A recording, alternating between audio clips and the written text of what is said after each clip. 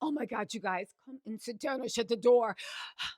Diddy is suing the fall of Diddy. People in the documentary. You guys, I was in the documentary. Now, listen, I know a bunch of haters are like, good, we can't wait to Diddy to sue you. Sue me for what? Reading court documents, baby? You better worry about the United States government having their foot on your But he is suing Warner Brothers, the people that made the Fall of Diddy documentary. If you haven't seen it, it's a Chef's Kiss documentary. It's on Max right now, and yours truly is featured. Diddy is suing because he wants the outtakes. He wants the videos. He wants to see what everybody was talking about. Now, here's the gag, okay? He actually sued Warner Brothers as a subpoena to get it. We have the court documents. We're going to give you the quick run through. If we can, we'll try to go live to discuss it. But if not, we'll give you the quick run through. But he thinks by getting the outtakes, the emails, the diary entries, that he's somehow going to like catch people in the act or at least concoct a defense to circumvent anything or to prove that the people in the documentary are liars. Baby, I wasn't one of the people in the documentaries. And I do want to say this.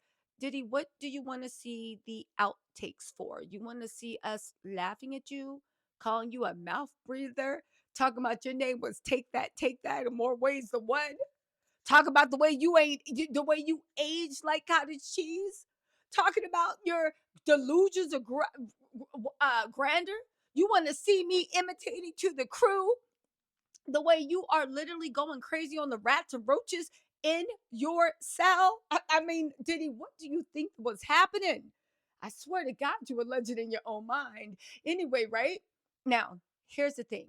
We read through the documents. Let me get serious. We read through the documents. Let's see what Diddy wants and let's see the way Warner Brothers laughed in his face. A judge has not decided. So we'll see what happens, but let's see the way Warner Brothers laughed in their face. Okay, right? So I reached out to a few people and listen, I'm gonna read through my notes. He said, Tisa, listen, Diddy is out of his mind. Now, when I heard that, I said, I know, because imagine you are being sued for sex trafficking, for forced labor, which is basically slavery. Imagine that you're being sued for assault. And instead of facing your charges, you're trying to force Warner Brothers to hand over behind the scenes outtakes of me clowning you and all the rest of the people in the fall of Diddy. Listen, um, listen, listen, you he wants them to hand over secret interview footage from the documentary. He says it exists. Warner Brothers is saying it doesn't, right? Anyway, Warner Brothers hit him with a hard no. So let's get into listen. First of all, let's talk about the context. Who is involved? I'm gonna give y'all clip notes because y'all be saying I be taking forever in lives. Sean Diddy Combs, of course, right? He is facing multiple charges for being the devil himself. Warner Brothers Discovery, that's a parent company of Max where the Fall of Diddy documentary aired. And also, people that are featured in the docuseries. Particularly, he's focusing on individual A, Diddy's former personal chef. Now, I believe we all know who she is. She sued Diddy. I believe she got some money. The sad thing about his personal chef is when she first sued him, I remember those legal documents. She said that she was forced to serve Diddy, and she would have to go into a room and there'd be orgies going on and people naked and like all this stuff. It was crazy, right? And it was crazy, all this stuff. And she said she was forced to serve. Now it's funny the way back then we thought so highly of Diddy. We just like let sorry guys, that was my DoorDash. I'm back now. But it's funny how back then we thought so highly of him. We just let him go with this mess, even though what are you doing making your personal? I thought she just accidentally walked in and saw stuff. I didn't know there was Sodom and Gomorrah monkeys swinging off chandeliers and doing whatever. Now, why does he want that behind the scenes? Because he thinks that maybe she said something that slipped up, incriminated, or let them know it's a scheme. I think he just wants to see what was said so he can get his defense ready. A lot of people said that Diddy expects to be able to go to trial by May 5th to 12th. I call cap on that. I think the trial's going to be moved back. Diddy is not ready for trial. His attorney, Anthony Rico, already said he wasn't ready for trial. But let's get in this, right? He also particularly wants footage from individual B, one of Diddy's former romantic partners, that ain't me, who alleges he sexually assaulted her. Now, listen, This is exactly what Diddy wants. From the official court document, this was just filed April 8th. Can y'all believe it's April 8th, 2025? He demanded in a subpoena. Mr. Cole, I'm sorry, this is Mark Agnifilio. Yana, Mr. Colm seeks outtakes from interviews from persons featured in a documentary. Original requests included all interview footage, including unaired outtakes with individuals A, B, and others. Any diary entries, journals, or notes they gave the filmmakers. And Yana, any financial payments made to the women for appearing in the documentary. Now listen, after there was a huge back and forth between the lawyers. So Diddy then said, okay, you know what? Never mind. I don't need the diary entries, journals, or notes, or any financial payments made to the women. And I want to see those financial payments. I don't, how much were they paid? I'm joking, right? They He says, Yana, the only remaining area of dispute is a request for the interview outtakes. Now listen, Warner Brothers, when they heard that, looked at it, rubbed their eyes, said, who is sending us letters with ink made out of? They literally were like, who is sending us letters with ink made out of roach carcasses?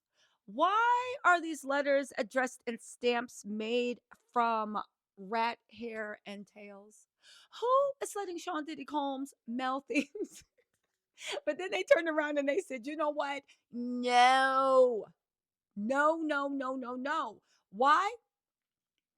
Because they said that it's legally baseless and violates journalistic freedom. Now, let me give you key excerpts. So they gave really good legal arguments. One, they said what we all know. Your Honor, this is a fishing expedition. The subpoena amounts to the kind of general fishing expedition to the federal rules, right? That the federal rules of procedure forbid. Now, let me just say, right? I've been saying a lot. Diddy's been doing nothing but fishing expeditions. And the federal government's been going along with it because, they're like, you're going to be in jail for the rest of your life. If you want to fight back, oh, that's cute. No. Okay, Diddy, here you go. You're still going to jail for the rest of your life, right? The federal government is like, sure, fine, whatever. We don't have anything else to do. But Warner Brothers is like, you must be out of your mind. The federal government had you on a federal criminal case. They have to give you this information because you're fighting for your life. We are private individuals who are protected by journalistic integrity that put out a documentary, and you want to see our notes? Mofo, we're not suing you, and we're not even a part of the case. So what? That's like me arguing with you. And because I'm arguing with you and like whatever, I want to get like your boyfriend or your girlfriend's text messages. Have you lost your mind? I mean, the answer to that is clearly Diddy has lost his mind, but let's move on, right? They go on to say that Diddy has not met his burden to demonstrate that the subpoena is anything but a prohibited fishing expedition. And again, they say the footage isn't admissible anyway. In the documents on page 6, they say recordings of the interviews would be hearsay and therefore not directly admissible. All right. A hearsay is any admission made outside of the legal testimony. So if you're on the stand, that's not hearsay, but it's what assertions made to be taken for the truth of the matter asserted. It's not going to work, right? Anyway, right? They said even if he's hoping to use them for impeachment, that doesn't fly either. Rule 17C, subpoenas may not issue prior to trial to obtain materials usable only to impeach. So even if the women do contradict themselves in the outtakes, it's not legally relevant. So again, I've said this a lot of times because people will go on PR things. Well, let's use Diddy's example. Diddy has said a lot of things. However, none of it can be taken for the truth of the matter asserted because it wasn't said in the witness stand in a court of law. Meaning, you can lie to anybody with abandon. You can say whatever you want in abandon. I cannot sit there and try to take you to court saying, I have you on tape saying this. You can be like, okay, well, I lied. That's not illegal. So Warner Bros. Is saying, even if these people were putting a 20 on 10, even if they were lying, you are not suing them for lying. So outside of that, it doesn't matter whether they were lying or telling the truth. You can't use it in a court of law. So why are you subpoenaing us again? Anyway, there's more. What else did they say? They said that it's a fishing expedition. Oh, get this. They also said Diddy doesn't even know if these women will testify. On page 5 of the legal documents, they said Mr. Combs cannot know if the material is even potentially relevant because the government's witness list is not due until April 14th. He's asking for footage to try to discredit two women who might not even be in the courtroom. Baby, this is the definition of speculation. And on top of that, Warner Brothers hit them with the reporter privilege blocks all this. They said the materials sought are protected from disclosure by the reporter's privilege, which Diddy cannot overcome. That's on page 6 too. Now, you guys, this is a First Amendment issue. Now, again, courts have ruled over and over again on this and found the same thing, including documentarians or people that make documentaries. They don't have to hand over raw footage or anything else just because someone doesn't like what was said. Again, the court actually said, and this is up to the Supreme Court, permitting litigants unrestricted access to journalistic resources would risk the symbolic harm of making journalists appear to be the investigative arm of the judicial system. That's on page 7 of Gonzalez v. NBC. Anyway, you guys, this isn't about the truth. This is just about Diddy silencing women. You want my opinion? I think Diddy is trying to scare anyone and everyone out of participating in any of the future documentaries coming out. I think Diddy is worried about more coming out. Why is that? Because the federal government has said that they're going to use Diddy's history, whether he was convicted or not. They're going to use Diddy's history to show a pattern. Okay. Again, Diddy also wants raw footage. He doesn't even know if it exists. It's the same as he did with the federal government, and the federal government laughed in his face. And again, the timing is shady. The subpoena was served on March 24th with a due date the very next day. You guys, that screams panic mode. That screams stunt queen. That screams Diddy. Go ahead and try that mess with somebody else. Anyway, you guys, a lot of new information coming out. Let me know what you think in the comments. I'll talk to y'all later. Bye.